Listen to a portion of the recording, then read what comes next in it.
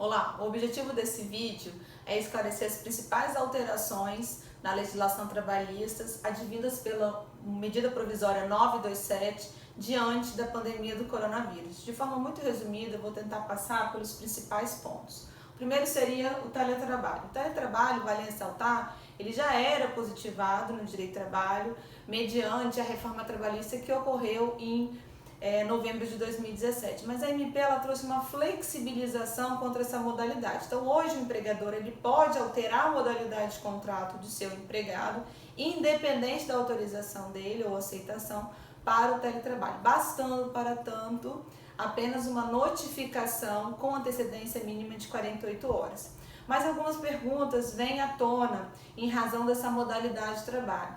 Duas das principais dúvidas que eu venho recebendo é devido vale transporte? É devido o pagamento de vale alimentação, ticket de refeição, cesta básica? Pois bem, quanto ao vale transporte, se a gente analisar a lei do vale transporte, está positivado que o pagamento, o benefício, ele é oriundo para subsidiar o transporte casa-trabalho, trabalho-casa. Logo, se executado a modalidade de teletrabalho, não vai ver essa necessidade. Então, o vale transporte não é devido.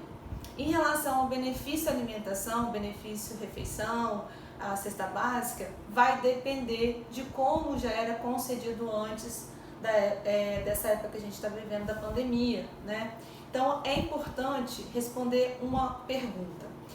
O benefício alimentação era concedido em razão do dia trabalhado? Era calculado em razão do dia trabalhado? Se a resposta for sim, provavelmente o benefício alimentação, ticket de refeição e até a cesta básica vão ser devidos, em razão do pagamento ser pelo dia trabalhado. Caso contrário, outras condicionantes vão intervir e é realmente necessário analisar caso a caso. Pois bem, as férias. Bom, hoje as férias podem ser concedidas de forma individual ou coletiva, certo? Mas a MP ela trouxe uma flexibilização também na concessão das férias. O que mudou?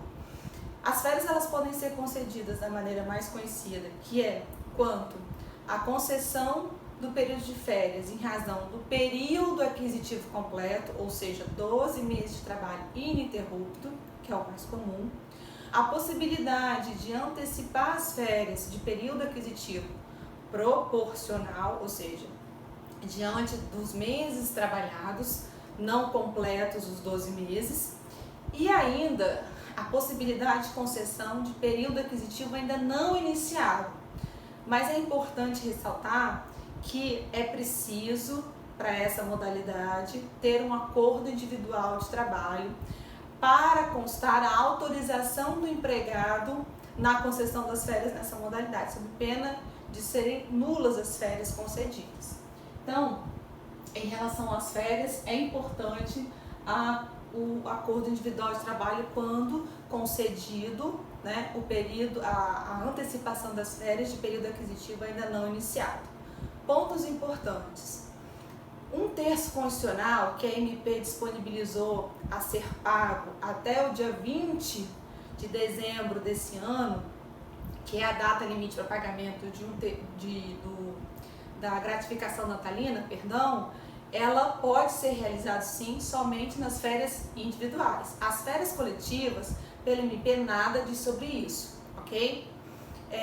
Em relação aos pagamentos das férias, esse pagamento ele pode ser realizado até o 5º dia útil subsequente do mês da concessão das férias. Banco de horas.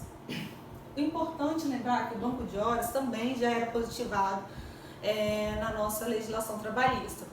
Já era possível, desde a reforma trabalhista, negociar o banco de horas diretamente entre empregador e empregado para o limite máximo de tempo desse banco de horas de 6 meses, precisando do acordo individual de trabalho.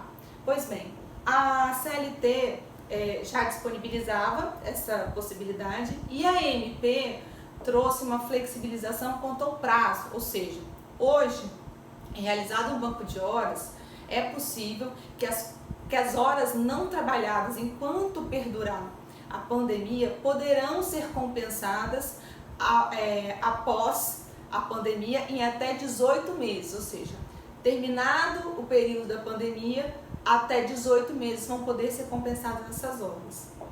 Mas, antes de fazer o banco de horas, é importante ressaltar que existem alguns pontos que devem ser tratados no banco.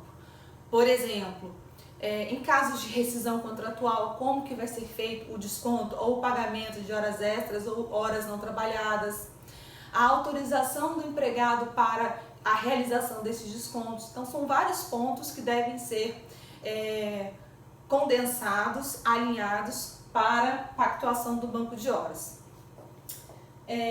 Negociações coletivas. Muitos têm perguntado se é possível fazer o parcelamento do pagamento das férias, se é possível fazer o parcelamento da rescisão contratual.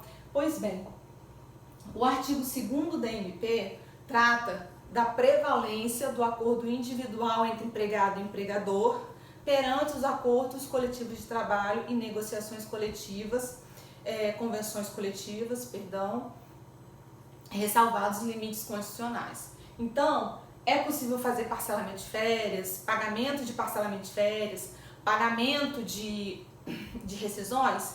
É possível desde que negociado diretamente com o sindicato laboral.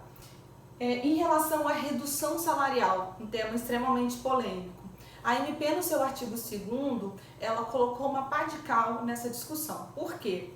Existe o artigo 503 que fala sobre essa redução, mas existe o artigo 7º, inciso 6º da Constituição Federal, que fala que a redução salarial somente poderá ser realizada mediante negociação coletiva.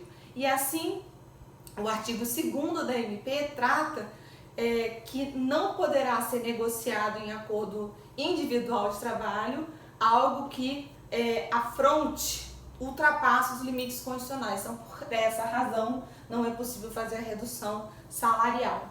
Pois bem, fiscalizações. As fiscalizações agora, elas têm período, enquanto perdurar a pandemia, se não me engano, 180 dias. Elas vão ser apenas orientativas. Então, as autuações elas vão ter uma paralisação, certo? Os prazos também administrativos vão sofrer uma suspensão. Exames periódicos. O que é importante ressaltar do ASO, o exame periódico, é que na impossibilidade de fazê-los, será possível a realização dos mesmos em até 60 dias. Porém, em relação aos exames demissionais, não há essa possibilidade. É muito importante que fique claro que quanto aos exames admissionais, não há essa possibilidade. Doença do trabalhador. Quais são os cuidados? Se o empregado comprovar que ele ficou doente enquanto estava laborando, ou seja, em razão do trabalho, que é extremamente difícil, mas não sei como é que a jurisprudência vai enfrentar essa situação, a MP disponibilizou que, se for comprovado o nexo de causalidade, é possível que seja uma doença ocupacional e vai haver o afastamento do INSS. A rigor eu acho um pouco complicado, né, comprovar isso, mas a lei tratou essa possibilidade. Então o empregador tem que realmente fornecer um ambiente seguro, saudável ao seu empregado. Quanto à vigência, por mais que exista o termo da vigência, ou seja, o final da vigência da MP no dia 31/12/2020, o banco de horas, como eu falei, vai ser possível compensar aquelas horas não trabalhadas enquanto perdurar o período da pandemia em até 18 meses após cessado esse período. Então vai ultrapassar e vai ser possível ser compensado. Espero que vocês tenham gostado. Se tiver alguma dúvida, é só colocar por meio dos comentários.